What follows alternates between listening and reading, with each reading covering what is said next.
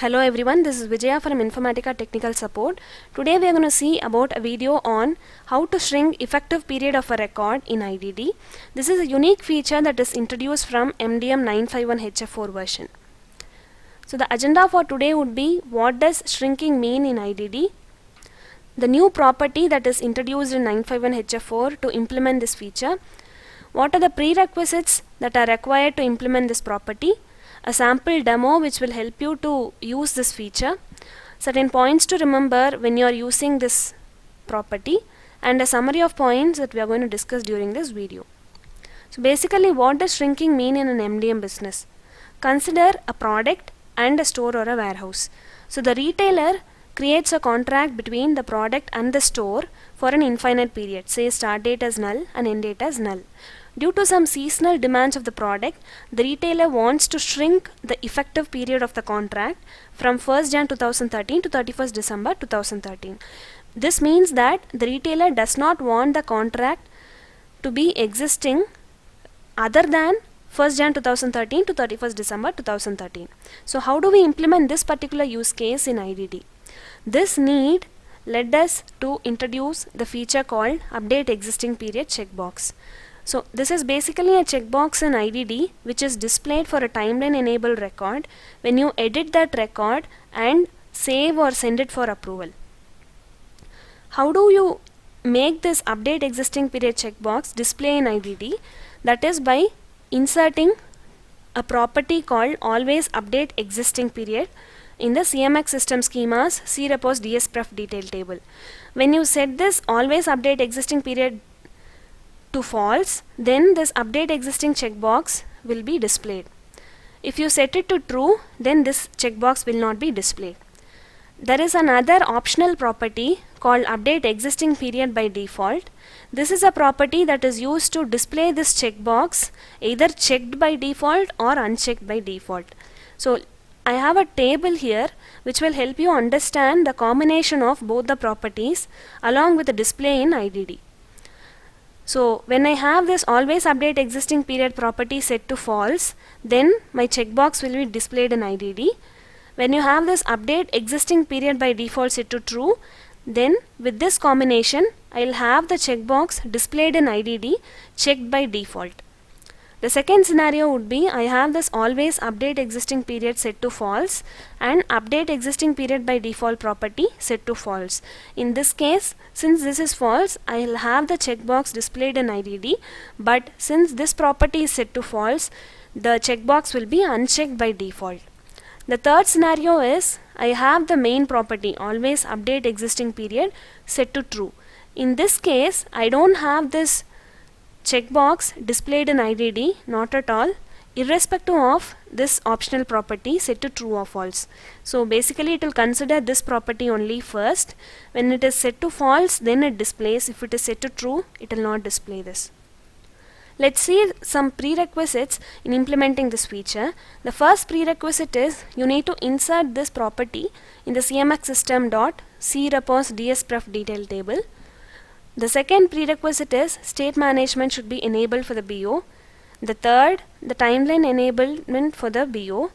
The fourth, IDD source system should be an SMOS enabled source system. The fifth, required privileges for create, delete and update in the SAM. The sixth, deleted indicator column for the BO should be puttable. So let us see, I'll explain you all these prerequisites in the demo. So let's go for a demo now. So in my MDM 951HF4 version, in the crepos dspref detail table, I have these two properties, Always Update Existing Period set to false and Update Existing Period by default set to true. How do you insert these two properties? There are insert statements provided in the IDD implementation guide of 951HF4 which will help you to implement this property. So to enable the checkbox, you need to make sure that this property is set to false. And this is for either checking it by default or unchecking it by default. And important point to note here is you need to restart the application server once you insert each of the properties. So these properties take effect only after restarting the application server. So this is the first prerequisite. The second prerequisite is The state management should be enabled for the BO. So under advanced properties, you will have this enable state management. So I have a BO called party and I have this state management enabled for it. The third is it should be a timeline enabled BO. So I have this timeline set to dynamic timeline. The fourth is IDD source system should be an SMOS source system. So let me show you my IDD configuration tool. So in my IDD configuration, I have admin as my source system, which means in MDM Hub Console, I should make this admin source system as an SMOS system.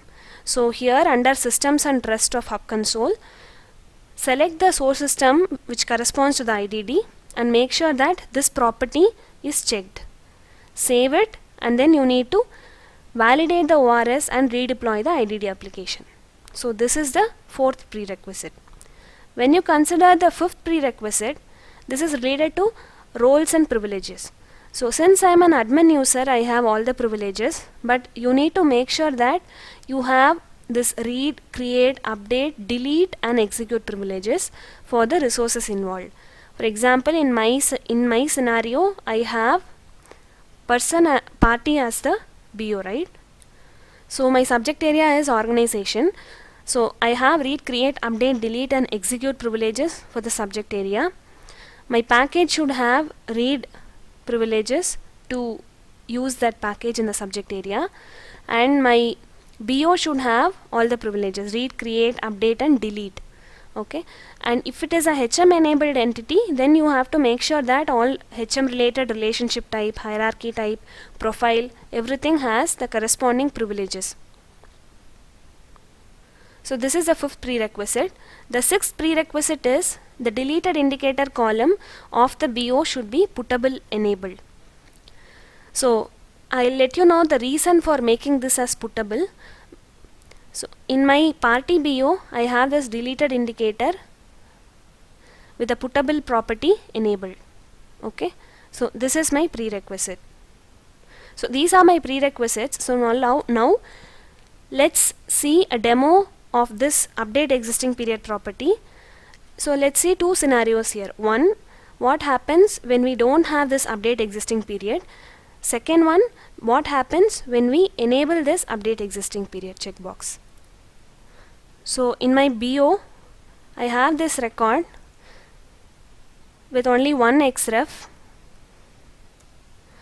with start date as null and end date as null, with hub state indicator as 1. Start date and end date as null. So now let's edit this record in IDD without enabling that update existing period, which is the normal behavior of IDD. I'm editing the record, and when I try to save it, since it's a timeline enabled BO, I'll have this save for effective dialog box displayed. So I'm giving the date as 1st Jan 2013 to 31st December 2013, and I'm see when you see here, since that update existing period by default property of CMX system is set to true. See, this is set to true here, right? So that is the reason I'm seeing this checkbox enabled by default. So now let's uncheck it and see what happens with the normal scenario without introduction of this feature. So the record is saved now. When you see in the database,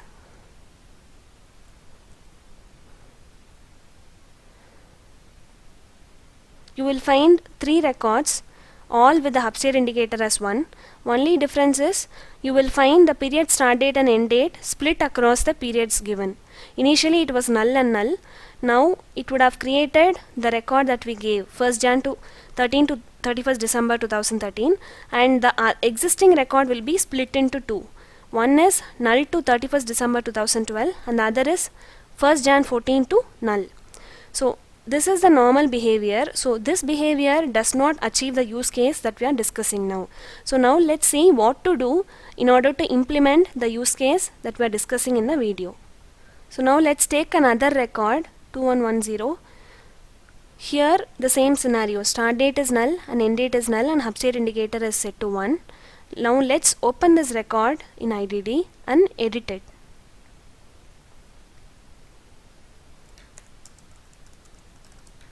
I'm editing this record, and while saving it, I enable this particular checkbox. By default it's enabled. So let's see what is the feature now. So I have the shrinking date from 1st Jan 2013 to 31st December 2013. Now let's save this record. Now the record is saved.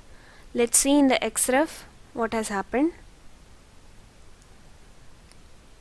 So in the XREF you will find two records with upstate indicator as -1, which is soft deleted. I'll let you know the reason here. See, this is the record that we gave, which we wanted the record to be shrinked from 1st Jan 2013 to 31st December 2013. So for that record I have the upstate indicator as 1, which is an active record. But for the other two records you will find that they are soft deleted because the record is shrinked between 1st Jan to 31st December. So the other existing periods will be soft deleted by the SMOS system, and the deleted indicator for those records will be set to -99999. So this is the reason I was saying why you should have that deleted indicator column of BO to be puttable enabled. So when you don't have the column as puttable, then you will find an error saying that it cannot update the deleted indicator of this BO. So you have to make sure that this column is puttable enabled. So this is the feature of update existing period checkbox. Now let's see certain points to remember while implementing this feature. One is you need to restart the application server after inserting the global properties. Second point to remember is the IDD source system should be an SMOS source system. Third is the deleted indicator of the BO should be puttable enabled. The fourth is either the BO is a HM or a non-HM. Only if it is timeline enabled, then this feature is applicable. And also this feature is applicable for all HM and non-HM objects. Only condition is it should be a timeline enabled object. The fifth one is the corresponding SAM privileges for the user should be given for him because we are soft deleting the records in the XREF. So that is the reason we have to provide proper privileges for the user. The last point to remember is whether this particular feature is introduced or available in 9.6.1 version. Currently we don't have this in 9.6.1 version, and we are planning to implement this feature in 9.7 version based on the product management's decision. So currently it's not available in 9.6.1 and 9.7.